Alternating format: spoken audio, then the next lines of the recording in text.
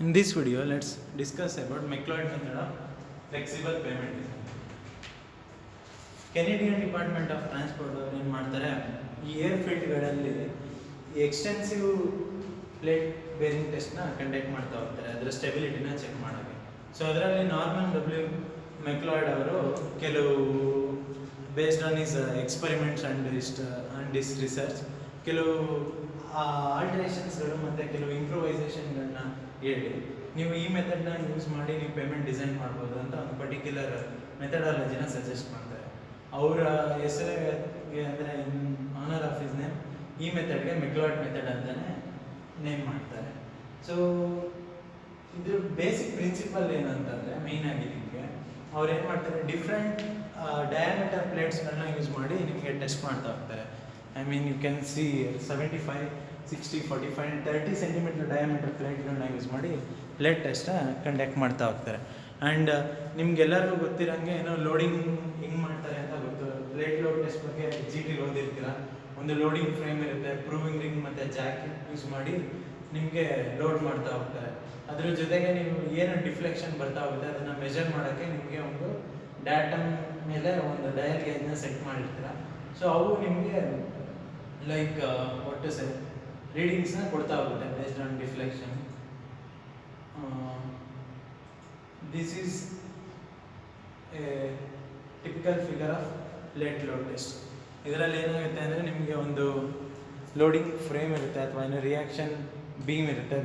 ಇದನ್ನು ಸಪೋರ್ಟ್ ಆಗಿಟ್ಕೊಂಡು ನಿಮಗೆ ಜಾಕ್ನ ಯೂಸ್ ಮಾಡಿ ನಿಮಗೆ ಪ್ಲೇಟ್ಸ್ನ ಯೂಸ್ ಮಾಡಿ ಪ್ಲೇಟ್ ಮೇಲೆ ನೀವು ಏನು ಲೋಡ್ ಬರುತ್ತೆ ಅದನ್ನು ಟ್ರಾನ್ಸ್ಫರ್ ಮಾಡ್ತಾ ಹೋಗ್ತೀರಾ. ಆ್ಯಂಡ್ ಒಂದು ಪ್ರೂವಿಂಗ್ ರಿಂಗ್ ಇರುತ್ತೆ ಆ್ಯಂಡ್ ಒಂದು ಡಯಲ್ ಗೇಜ್ ಇರುತ್ತೆ. ಅದನ್ನು ಏನು ನೀವೆಲ್ಲಿ ಲೋಡ್ ಅಪ್ಲೈ ಮಾಡ್ತಾ ಇರ್ತೀರಾ ಅದರಿಂದ ಒಂದು ಸ್ವಲ್ಪ ಡಿಸ್ಟೆನ್ಸಲ್ಲೇ ಅದನ್ನು ಸೆಟ್ ಮಾಡಿರ್ತೀರ. ಸೊ ಲೋಡಿಂಗ್ ಸ್ಟಾರ್ಟ್ ಆಗ್ತಿದ್ದಂಗೆ ಗ್ರ್ಯಾಜುಯಲ್ ಆಗಿ ಇನ್ಕ್ರೀಸ್ ಆಗ್ತಾ ಇದ್ದಂಗೆ ಅಥವಾ under the certain loading condition ನಿಮಗೆ ಎಷ್ಟು ಡಿಫ್ಲೆಕ್ಷನ್ ಬರ್ತಾ ಇದೆ ಅಂತ ಸ್ಟಡಿ ಮಾಡ್ತೀವಿ based on the data we get. So ಈ ಪರ್ಟಿಕ್ಯುಲರ್ ಮೆಥಡಲ್ಲಿ ನಾವು ಏನು ಮಾಡಿದ್ವಿ ಅಂದರೆ ಇನ್ ದ ಸೆನ್ಸ್ ಮೆಕ್ಲಾಯ್ಡ್ ಅವರು ಏನನ್ನು ಸಜೆಸ್ಟ್ ಮಾಡಿದ್ರು ಅಂದರೆ 0.07 kg/cm² ಅಷ್ಟು ಪ್ರೆಷರ್ನ ನಾವು 10 ಸೆಕೆಂಡ್ಸ್ ಟೈಮಲ್ಲಿ ಅಪ್ಲೈ ಮಾಡಿ ಅದು ಎಷ್ಟು ಸೆಟಲ್ಮೆಂಟ್ನ ಕೊಡ್ತಾ ಹೋಗುತ್ತೆ. 0.5 mm/min ಅಷ್ಟು ಸೆಟಲ್ಮೆಂಟ್ ಕೊಡೋದಕ್ಕೆ ಎಷ್ಟು ಪ್ರೆಷರನ್ನ ಅದು ತಗೋತೋ ಅಂತ ನಾವು ನೋಡ್ತಾ ಹೋಗ್ತೀವಿ.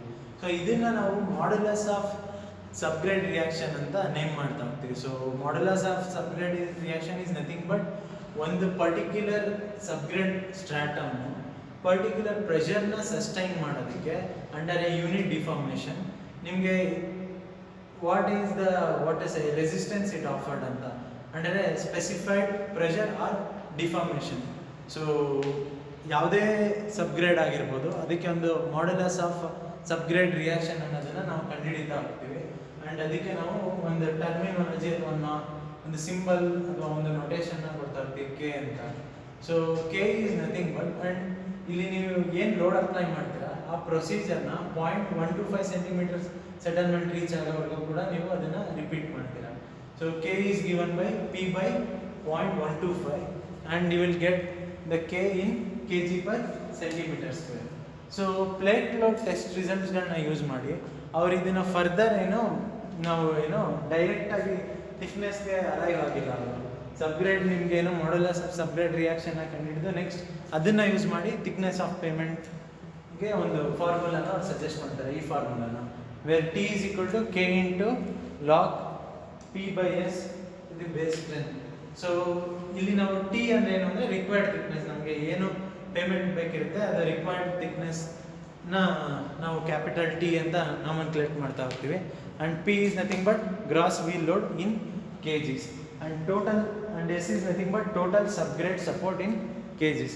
ನೀವು ಕೆ ರಿಯಾಕ್ಷನ್ನ ಡೈರೆಕ್ಟಾಗಿ ವ್ಯಾಲ್ಯೂ ಸಬ್ಸ್ಟಿಟ್ಯೂಟ್ ಮಾಡಿದ್ರೆ ನಿಮಗೆ T ಸೆಂಟಿಮೀಟರ್ಸಲ್ಲೇ ಬರುತ್ತೆ. ನೀವು ಕೆನ ಏನಾದರೂ ಫ್ರ್ಯಾಕ್ಷನ್ಸಲ್ಲಿ ಸಬ್ಸ್ಟಿಟ್ಯೂಟ್ ಮಾಡಿದರೆ ಡಿವೈಡ್ ಬೈ 100 ಮಾಡಿ ಗ್ರಾಫಲ್ಲಿ ನೋಡಿ ನಿಮಗೆ T ಮೀಟರ್ಸಲ್ಲಿ ಸಿಗ್ತಾ ಹೋಗುತ್ತೆ. ಪ್ರಾಬ್ಲಮ್ ಮಾಡಬೇಕಾದ್ರೆ ನಿಮಗೆ ಅರ್ಥ ಆಗುತ್ತೆ. ಆ್ಯಂಡ್ ಈ ಪ್ರಾಬ್ಲಮ್ನ ಸಾಲ್ವ್ ಮಾಡೋದಕ್ಕೆ ನಾವು 2 ಗ್ರಾಫ್ನ ಯೂಸ್ ಮಾಡ್ಕೊಂಡ್ವಿ. ಇದು perimeter by area ratio versus the ratio of subgrade support in kg/cm² at any deflection for any diameter. ಅಂದರೆ ಈಗ ನಾವು ಫಾರ್ ಎಕ್ಸಾಂಪಲ್ ನಾವು ಪರ್ಟಿಕ್ಯುಲರ್ ಸೆಟ್ ಆಫ್ ಡಯಾಮೀಟರ್ ಪ್ಲೇಟ್ಸ್ನ ಯೂಸ್ ಮಾಡಿ ನಾವು ಒಟ್ಟು ಮಾಡ್ಯುಲಸ್ ಆಫ್ ಸಬ್ಗ್ರೇಡ್ ರಿಯಾಕ್ಷನ್ನ ಕಂಡುಹಿಡಿದಿರ್ತೀವಿ. ಬಟ್ ನಾವು ಎಲ್ಲ ಕಡೆ ಸೇಮ್ ಕಾಂಟ್ಯಾಕ್ಟ್ ಏರಿಯಾನೇ ಬರುತ್ತೆ ಅಂತ ಹೇಳೋಕ್ಕಾಗಲ್ಲ, ಅಥವಾ ರೇಡಿಯಸ್ ಆಫ್ ಕಾಂಟ್ಯಾಕ್ಟ್ ಏರಿಯಾ ಅಷ್ಟೇ ಇರುತ್ತೆ ಅಂತ ಹೇಳೋಕ್ಕಾಗಲ್ಲ. ಸೊ ಅದನ್ನು ನಾವು ಕೋರಿಲೇಟ್ ಮಾಡ್ಕೊಳ್ಳೋಕ್ಕೋಸ್ಕರ ಈ ಗ್ರಾಫ್ನ ಅವರು ಡೆವಲಪ್ ಮಾಡಿದ್ರು. ಆ್ಯಂಡ್ ಇದರಲ್ಲಿ ಎಕ್ಸ್ ಆಕ್ಸಿಸ್ ಬಂದು perimeter by area ratio P/A, and Y axis ಬಂದು ನಾವು ಯಾವುದು ಸಬ್ಗ್ರೇಡ್ ಸಪೋರ್ಟ್ ನಾವು ಎಷ್ಟು deflection it may be R X deflection ಅಷ್ಟು ಅಮೌಂಟ್ ಆಫ್ ಡಿಫ್ಲೆಕ್ಷನಲ್ಲಿ ನಾವು ಏನು ಬೇರಿಂಗ್ ಪ್ಲೇಟ್ನ ಕೊಟ್ಟಿರ್ತೀವಿ ಅಥವಾ ಬೇರಿಂಗ್ ಪ್ಲೇಟ್ ಯೂಸ್ ಮಾಡಿರ್ತೀವಿ of any diameter to the subgrade support at 0.5 centimetre deflection on 30 centimetre diameter plate. So ಈ ರಿಯಾಕ್ಷನ್ನ ಯೂಸ್ ಮಾಡ್ತೀವಿ. ಆ್ಯಂಡ್ ಇನ್ನೊಂದು ಗ್ರಾಫ್ ಏನನ್ನ ಯುಟಿಲೈಸ್ ಮಾಡ್ತೀವಿ ಅಂದರೆ this one, bearing plate diameter versus basic course constant. So ಇದರಲ್ಲಿ ಏನಾಗುತ್ತೆ ಅಂತಂದರೆ base course constant, so K versus diameter of bearing ಪ್ಲೇಟ್ನ ಯೂಸ್ ಮಾಡ್ತೀವಿ. ಇಲ್ಲಿ ನೀವು ನೋಡ್ಬೋದು ಪರ್ಟಿಕ್ಯುಲರ್ ಡಯಾಮೀಟರ್ ಪ್ಲೇಟ್ಗೆ ನೀವು ನಿಮಗೆ ಒಟ್ಟು ನಾಮನ್ಕ್ಲೇಟ್ ಆಗಿದೆ ಅಂದರೆ ಅವು ಐಡೆಂಟಿಫೈ ಮಾಡಿದ್ದಾರೆ ಆ್ಯಂಡ್ ಒಂದು ಕರ್ವ್ನ ಜನರೇಟ್ ಮಾಡಿದ್ದಾರೆ. ನಿಮಗೆ ಫಾರ್ ಎಕ್ಸಾಂಪಲ್ ನೀವು 25 ಸೆಂಟಿಮೀಟರ್ ಡಯಾಮೀಟರ್ ಆಫ್ ಪ್ಲೇಟ್ನ ಯೂಸ್ ಮಾಡಿ ನಾವು ಯಾವತ್ತೂ ಟೆಸ್ಟ್ ಮಾಡೋಕ್ಕಾಗಲ್ಲ, ಅಥವಾ based on the area contact area ನಮಗೆ ಇದು ವೇರಿ ಆಗ್ತಾ ಹೋಗುತ್ತೆ. ಸೊ ನಮಗೆ ಯಾವ ಪರ್ಟಿಕ್ಯುಲರ್ ಡಯಾಮೀಟರ್ಗೆ ನಮಗೆ ಕಾನ್ಸ್ಟೆಂಟ್ ಬೇಕೋ ಅದಕ್ಕೆ ನಾವು ನೋಡ್ತೀವಿ. ಫಾರ್ ಎಕ್ಸಾಂಪಲ್ 30ಗೆ ಬೇಕು ಅಂದಾಗ 30ಗೆ ನಾವು ಗ್ರಾಫಲ್ಲಿ ನೋಡಿದಾಗ ಕರೆಸ್ಪಾಂಡಿಂಗ್ ವ್ಯಾಲ್ಯೂ ಎಷ್ಟು ಸಿಗುತ್ತೆ ಕೇನ ಅನ್ನೋದನ್ನು ಐಡೆಂಟಿಫೈ ಮಾಡಿ ಅದನ್ನು ನಾವು ಲೆಕ್ಕದಲ್ಲಿ ಯೂಸ್ ಮಾಡ್ತಾ ಹೋಗ್ತೀವಿ. ಸೊ ನಾವು ಸ್ಟ್ಯಾಂಡರ್ಡ್ ಆಗಿ 0.5 ಸೆಂಟಿಮೀಟರ್ ಡಿಫ್ಲೆಕ್ಷನ್ಗೆ 30 ಸೆಂಟಿಮೀಟರ್ ಡಯಾಮೀಟರ್ಗೆ ನಾವು ಇದನ್ನು ಸಬ್ಗ್ರೇಡ್ನ ನಾವು ಟೆಸ್ಟ್ ಮಾಡಿರ್ತೀವಿ. ಸೊ ನಾವು let's look into the problem. First problem ಅಂತ design a highway pavement for wheel load of 5443 kg with a tire pressure of 6.0 kg per centimeter square.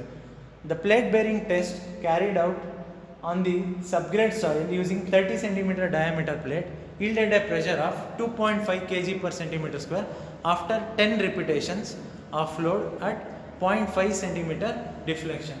So using this ನಾವು ಪ್ರಾಬ್ಲಮ್ನ solve ಮಾಡೋಕ್ಕೆ ಶುರು ಮಾಡ್ತೀವಿ. First step ಇದರಲ್ಲಿ ಅಥವಾ ಈ data ಕೊಟ್ಟಿರೋದ್ರಿಂದ ನಾವೇನು ಅರ್ಥ ಆಗುತ್ತೆ ಅಂದರೆ ನಮಗೆ ಎ ವ್ಯಾಲ್ಯೂ ಬೇಕೇ ಬೇಕು, ಇಲ್ಲ ಅಂದರೆ P/A ರೇಷಿಯೋನ ಕಂಡುಹಿಡಿಯೋಕ್ಕಾಗಲ್ಲ. ಆ್ಯಸ್ ಯು ಆಲ್ ನೋ, ಈಗ ಸ್ವಲ್ಪ ಹೊತ್ತು ಮುಂಚೆನೇ ಡಿಸ್ಕಸ್ ಮಾಡ್ದಂಗೆ ಪೆರಿಮೀಟರ್ ಬೈ ಏರಿಯಾ ರೇಷಿಯೋ ಬೇಕು ಅಂದರೆ ನಿಮಗೆ ಸ್ಮಾಲ್ ಎ ವ್ಯಾಲ್ಯೂ ಗೊತ್ತಿರಲೇಬೇಕು, ಇಲ್ಲಾಂದರೆ ನಾವು P/A ವ್ಯಾಲ್ಯೂಗೆ ನಾವು ಅರೈವ್ ಆಗೋಕ್ಕಾಗಲ್ಲ. So the first step is ಅವ್ನು ನಿಮಗೆ ಲೋಡ್ ಕೊಟ್ಟಿದ್ದಾನೆ ಮತ್ತು ಟೈರ್ ಪ್ರೆಷರ್ ಏನು ಅಂತ ಗೊತ್ತು. From the formula A √of load by pi into tire pressure, ಈ ಫಾರ್ಮುಲಾಗೆ ಸಬ್ಸ್ಟಿಟ್ಯೂಟ್ ಮಾಡಿದ್ರೆ ನಿಮಗೆ ರೇಡಿಯಸ್ ಆಫ್ ಕಾಂಟ್ಯಾಕ್ಟ್ ಏರಿಯಾ ಸಿಗುತ್ತೆ. ಲೋಡ್ ಎಷ್ಟು ಕೊಟ್ಟಿದ್ದಾನೆ ಅವನು is given that 5443 kg is the load and tire pressure is 6 kg per centimeter square. So ಅದನ್ನು direct ಆಗಿ substitute ಮಾಡಿದ್ರೆ ಅಪ್ಪಿತಪ್ಪಿ ಕಿಲೋ ನ್ಯೂಟನ್ ಅಲ್ಲಿ ಕೊಟ್ಟರೆ ಕೇರ್ಫುಲ್ ಆಗಿ ಮಾಡಿ ನಾವು ಯೂನಿಟ್ ಕನ್ವರ್ಷನ್ ಮಾಡಿಕೊಂಡು. So don't do any sort of silly mistakes. So ನಿಮಗೆ ರೇಡಿಯಸ್ ಆಫ್ ಕಾಂಟ್ಯಾಕ್ಟ್ ಏರಿಯಾ ಸಿಕ್ತು 17 ಸೆಂಟಿಮೀಟರ್. ಸೊ P/A ರೇಷಿಯೋಗೆ ನೆಕ್ಸ್ಟಿಗೆ ನಾವು ಅರೈವ್ ಆಗಬೇಕಾಗಿರೋದ್ರಿಂದ as you all know P/A is nothing but perimeter, this is 2πr and the area is πr square or πd square by 4. ಸೊ πr ಮತ್ತು πr cancel ಆಗಿ ಉಳಿಯೋದು 2/r. 2/17 is 0.118. From the graph ನಾವೇನು ಮಾಡ್ತಾ ಹೋಗ್ತೀವಿ ಅಂದರೆ ಈಗ ನಾವು ಇಷ್ಟು ಪೆರಿಮೀಟರ್ ಈ P/A ರೇಷಿಯೋಗೆ ನೀವು 0.5 ಸೆಂಟಿಮೀಟರ್ ಡಿಫ್ಲೆಕ್ಷನ್ಗೆ ಈ ಪರ್ಟಿಕ್ಯುಲರ್ ಡಯಾಮೀಟರ್ ಪ್ಲೇಟ್ಗೆ ಎಷ್ಟು ಡಿಫ್ಲೆಕ್ಷನ್ ಬಂತು ಅಂತ ನೋಡ್ತಾ ಹೋಗ್ತೀರಾ. ಅಂದರೆ ಈ ಗ್ರಾಫಲ್ಲಿ ನಿಮಗೆ ಅವನು ಡಿಫ್ಲೆಕ್ಷನ್ಸ್ನ ಕೊಟ್ಬಿಟ್ಟಿದ್ದಾನೆ 0.125 ಸೆಂಟಿಮೀಟರ್ಸ್, 0.25 ಸೆಂಟಿಮೀಟರ್, 0.5 ಸೆಂಟಿಮೀಟರ್ ಆ್ಯಂಡ್ ನಿಮ್ಗೆ ಇಲ್ಲಿ ಪರ್ಟಿಕ್ಯುಲರ್ 37.5 ಸೆಂಟಿಮೀಟರ್, 30 ಸೆಂಟಿಮೀಟರ್ ಈ ಪ್ಲೇಟ್ಗೆ ಅವನು ಆಲ್ರೆಡಿ ಒಂದು ಗ್ರಾಫ್ನ ಅವನು ಸಿಮ್ಯುಲೇಟ್ ಮಾಡಿ ನಮಗೆ ಕೊಟ್ಟಿರ್ತಾನೆ. ಸೊ ಅಲ್ಲಿ ಆ ಗ್ರಾಫ್ನ ಯೂಸ್ ಮಾಡ್ಕೊಂಡು ನಾವೇನು ಮಾಡ್ತೀವಿ ಅಂದರೆ ಲೆಕ್ಕನ ಸಾಲ್ವ್ ಮಾಡ್ತೀವಿ. ಈಗ ನಮಗೆ ಗೊತ್ತಿರೋಂಗೆ 0.118ಗೆ ನಿಮಗೆ ಪೆರಿಮೀಟರ್ ಬೈ ಏರಿಯಾ ರೇಷಿಯೋ 0.118 ಇದೆ. ಸೊ 0.118ಗೆ ನಾವು ಇಲ್ಲಿ ರೇಷಿಯೋನ ನಾವು ಕಂಡುಹಿಡಿದಾಗ for 34 centimetre dia plate, 34 centimetre dia ಹೆಂಗೆ ಬಂತು ಅಂದರೆ ರೇಡಿಯಸ್ ಆಫ್ ಕಾಂಟ್ಯಾಕ್ಟ್ ಏರಿಯಾ ಬಂದು 17 ಸೆಂಟಿಮೀಟರ್. So 17 into 2 34. ಸೊ 34ಗೆ ನಾವು ಕೋರಿಲೇಟ್ ಮಾಡಿದಾಗ ನಿಮಗೆ ಏನು ಸಿಗುತ್ತೆ ಅಂದರೆ ಆ ಪರ್ಟಿಕ್ಯುಲರ್ ರೀಜನಲ್ಲಿ ಎಷ್ಟು ನಿಮಗೆ ಏನೋ ರೇಷಿಯೋ ಅನ್ನೋದನ್ನು ನೀವು ನೋಡ್ತಾ ಹೋಗ್ಬೋದು. ಫಾರ್ ಎಕ್ಸಾಂಪಲ್ ಅಥವಾ ಈ ಪರ್ಟಿಕ್ಯುಲರ್ ಪ್ರಾಬ್ಲಮಲ್ಲಿ ನೋಡೋಣ. 0.5 centimetre deflection and for 34 centimetre ಎಲ್ಲಿ ಬರುತ್ತೆ ಏನೋ ಚೆಕ್ ಮಾಡಿ. ಈ ಗ್ರಾಫ್ಗಳನ್ನ ನಾನು ನಿಮಗೆ ಗ್ರೂಪಲ್ಲಿ ಶೇರ್ ಮಾಡ್ತೀನಿ. ಗ್ರಾಫ್ಗಳದ್ದು ಇಮೇಜು ಇದು 30 ಸೆಂಟಿಮೀಟರ್ ಡಯಟ್ ರೈಟ್, ಇದು 37.5 ಆ್ಯಂಡ್ ನಮಗೆ ಡಿಫ್ಲೆಕ್ಷನ್ 1.18 ಇದೆ. ಇಲ್ಲಿಗೆ ನಾವು ಕೋರಿಲೇಟ್ ಮಾಡಿದಾಗ ನಿಮಗೆ ಅಪ್ರಾಕ್ಸಿಮೇಟ್ಲಿ 0.95 to 0.96 ಸಿಗ್ತಾ ಹೋಗುತ್ತೆ ratio. So from the graph we obtain the ratio. But ನಮಗೆ unit support reaction and 0.5 centimetre deflection ಗೊತ್ತಾಗಬೇಕು. ಅದಕ್ಕೋಸ್ಕರ ನೀವೇನು ಮಾಡ್ತೀರಾ ಅಂದರೆ ಪ್ಲೇಟ್ ಇಲ್ದು ಪ್ಲೇಟ್ ಎಷ್ಟು ಪ್ರೆಷರಲ್ಲಿ ಈಲ್ಡ್ ಆಗಿದೆ ಅದನ್ನು ಮಲ್ಟಿಪ್ಲೈ ಮಾಡ್ತೀರಾ. ಇಲ್ಲಿ ನೀವು ನೋಡ್ಬೋದು plate ಈಲ್ಡೆಡ್ at pressure of 2.5 kg per centimeter square. There you go. 0.96 into 2.5 you will get 2.4 kg per centimeter square. Next ಇದು ಬಂದು ನಿಮಗೆ ಯೂನಿಟ್ ಸಪೋರ್ಟ್ ರಿಯಾಕ್ಷನ್ ಅಥವಾ ಡಿಫ್ಲೆಕ್ಷನ್ ಯೂನಿಟ್ ಸಪೋರ್ಟ್ ರಿಯಾಕ್ಷನ್ಗಳು ಗೊತ್ತಾಯಿತು. ಬಟ್ ನಿಮಗೆ ಫುಲ್ ಏರಿಯಾದಲ್ಲಿ ಬೇಕು ಅಂದಾಗ ನೀವೇನು ಮಾಡಬೇಕಾಗುತ್ತೆ ಅಂದರೆ ಎಸ್ನ ಕಂಡುಹಿಡಿಬೇಕಾದ್ರೆ ನಾವು ಯಾವ ಪ್ಲೇಟ್ನ ಯೂಸ್ ಮಾಡ್ತಾ ಇದೀವಿ ಆ ಏರಿಯಾಗೆ ಎಷ್ಟು ಲೋಡ್ ಬರ್ತಾ ಇದೆ ಅಂತ ಕಂಡುಹಿಡಿಬೇಕಾಗುತ್ತೆ. S value S is nothing but we all know total subgrade support in kilograms. So 2.4 kg per centimeter ಸ್ಕ್ವೇರ್ನ 1 ಸೆಂಟಿಮೀಟರ್ ಸ್ಕ್ವೇರ್ಗೆ ಎಷ್ಟು ಬರ್ತಾ ಇದೆ ಅಂದರೆ ಟೋಟಲ್ ಏರಿಯಾಗೆ ಎಷ್ಟು ಬರ್ತಾ ಇದೆ ಅಂತ ಕಂಡುಹಿಡಿಯೋಕೆ ಏನು ಮಾಡ್ತೀರಾ, this value into area of the plate use ಅಥವಾ ಕಾಂಟ್ಯಾಕ್ಟ್ ಏರಿಯಾ ಎಷ್ಟಿದೆ ಅದನ್ನು ಮಲ್ಟಿಪ್ಲೈ ಮಾಡ್ತೀರಾ. πd²/4 into 2.4 which is nothing but 2130 kg. S ಸಿಕ್ತಿದ್ದಂಗೆ ನಾವೇನು ಮಾಡ್ತೀವಿ, ಈ ವ್ಯಾಲ್ಯೂ ಈಗ ನಮಗೆ ಫಸ್ಟ್ ಗ್ರಾಫ್ ಎಸ್ ವ್ಯಾಲ್ಯೂ ಸಿಕ್ತಿದ್ದಂಗೆ ಥಿಕ್ನೆಸ್ನ ಕಂಡುಹಿಡಿಯೋಕ್ಕೆ ಏನೇನು ಡಾಟಾ ಬೇಕು ಅಥವಾ ಎನಫ್ ಅಮೌಂಟ್ ಆಫ್ ಡಾಟಾ ಇದೆಯಾ ಅಂತ ಚೆಕ್ ಮಾಡ್ತೀವಿ. ಸೊ ಥಿಕ್ನೆಸ್ ಕಂಡುಹಿಡಿಯೋಕ್ಕೆ ನಮಗೆ ಏನೋ ಎಸ್ ವ್ಯಾಲ್ಯೂ ಗೊತ್ತಾಯಿತು 2130 kg ಆ್ಯಂಡ್ ಪಿ ವ್ಯಾಲ್ಯೂ ಅವನೇ ಕೊಟ್ಟಿದ್ದಾನೆ 5443 kg. ಇನ್ನು ಅನ್ನೋನ್ ಯಾವುದು ಅಂದರೆ ಕೆ ಒಂದೇನೆ ಅನ್ನೋನ್ ಇದೆ. ಕೆನ ನೋಡಬೇಕು ಅಂದರೆ ಈ ಕೆ ಕಂಡುಹಿಡಿಯೋದು ಹೆಂಗೆ ಅಂದರೆ ಇನ್ನೊಂದು ಗ್ರಾಫ್ ಏನು ನೋಡಿದ್ರೆ ಅದರಿಂದ ನಾವು ಕೆಗೆ ಹಾಕ್ತೀವಿ. So base constant K for 34 centimetre Dyer plate ಎಷ್ಟು ಅಂತ ನೋಡ್ತಾ ಹೋಗ್ತೀವಿ. ನಿಮಗೆಲ್ಲ ಇಲ್ಲಿ ಅಬ್ಸರ್ವ್ ಮಾಡ್ಬೋದು 25 ಸೆಂಟಿಮೀಟರ್ ಇದೆ ಮತ್ತು 50 ಸೆಂಟಿಮೀಟರ್ ಪ್ಲೇಟ್ ಕೊಟ್ಟಿದ್ದಾನೆ. ಸೊ 35 ಸೆಂಟಿಮೀಟರ್ಗೆ ನಾವು ಏನೋ ಕೋರಿಲೇಟ್ ಮಾಡಿದಾಗ ಇಲ್ಲಿ ನಿಮಗೆ ಅರೌಂಡ್ 95 ಈ ನೇರಕ್ಕೆ ನಿಮಗೆ ಇನ್ನೊಂದು ಸಿಗುತ್ತೆ 35 ಸೆಂಟಿಮೀಟರ್ ಪ್ಲೇಟ್ಗೆ. So 95 and 96 it may vary from person to person ನಾವು ಅಬ್ಸರ್ವ್ ಮಾಡಿದಾಗ. Let us consider as 95. So T is equal to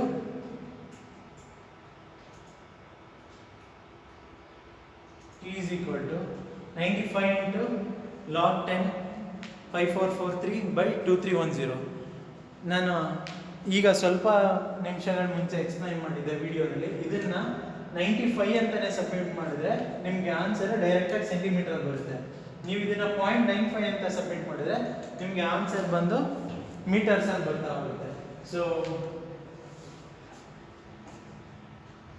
ಇಲ್ಲಿಗೆ ನಿಮ್ಮ ಏನು ಮೆಕ್ಲಾಯ್ಡ್ ಮೆಥಡ್ ಪ್ರಾಬ್ಲಮ್ ಮುಗಿತು. ಆ್ಯಂಡ್ ಕನ್ಕ್ಲೂಷನ್ ಕೂಡ ಬರಿಬೋದು ನೀವು. 5 ಸೆಂಟಿಮೀಟರ್ ಬಿಟುಮಿನಸ್ ಸರ್ಫೇಸ್ನ ಕೊಟ್ಟರೆ ಈಗ ಆನ್ಸರ್ ಬಂದು 40 ಸೆಂಟಿಮೀಟರ್ ಬಂದಿದೆ.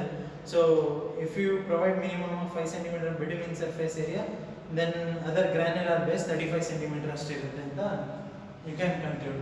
ಇದೇ ಥರ ಸಿಮಿಲರ್ ಪ್ರಾಬ್ಲಮ್ ಇನ್ನೊಂದಿದೆ. So you can solve on your own. Just data ಅಷ್ಟೇ ವೇರಿ ಆಗಿದೆ. ಸೇಮ್ ಅದೇ ಥರ ಎರಡು ಏನೋ ಗ್ರಾಫ್ಗಳನ್ನ ಯೂಸ್ ಮಾಡಿ you can come to the conclusion. Again ಇಲ್ಲಿ ಕೆನ ನೀವು ವಾಟ್ ಇಸ್ ಫ್ರಾಕ್ಷನ್ ಅನ್ನು ಸಬ್ಮಿಟ್ ಮಾಡಿದ್ರೆ ಆನ್ಸರು ಮೀಟರಲ್ಲಿ ಬರುತ್ತೆ. ಇಲ್ಲ ಕೆನ ಡೈರೆಕ್ಟಾಗಿ 90 ಅಥವಾ 96 ಅಂತ ಹಂಗೆ ಸಬ್ಮಿಟ್ ಮಾಡಿದ್ರೆ ಆನ್ಸರ್ ಬಂದು ಸೆಂಟಿಮೀಟರ್ಸ್ ಅಲ್ಲಿ ಬರುತ್ತೆ. ಆ್ಯಂಡ್ ನಿಮಗೆ ಇನ್ನೊಂದು ಇಲ್ಲಿ ಲೋಡನ್ನು ಏನಾದ್ರು ಕಿಲೋ ನ್ಯೂಟನ್ ಕೊಟ್ಟಿದ್ರೆ ದಯವಿಟ್ಟು ಕನ್ವರ್ಷನ್ನ ಮರಿಬೇಡಿ. ಕೆ ಜಿ ಕೊಟ್ಟಿದ್ರೆ ಡೈರೆಕ್ಟಾಗಿ ಯೂಸ್ ಮಾಡ್ಬೋದು ಎರಡನ್ನು. ಆ್ಯಂಡ್ ಸಬ್ಸ್ಟಿಟ್ಯೂಷನ್ ಮಾಡಬೇಕಾದ್ರೆ ಯಾವುದೇ ಥರವಾದಂಥ ಸಿಲ್ಲಿ ಮಿಸ್ಟೇಕ್ಸ್ನ ಮಾಡೋಕ್ಕೆ ಹೋಗಬೇಡಿ. ಏಕೆಂದರೆ ತುಂಬ ಈಸಿ ಇದೆ problem. You can score a good marks here. Thank you.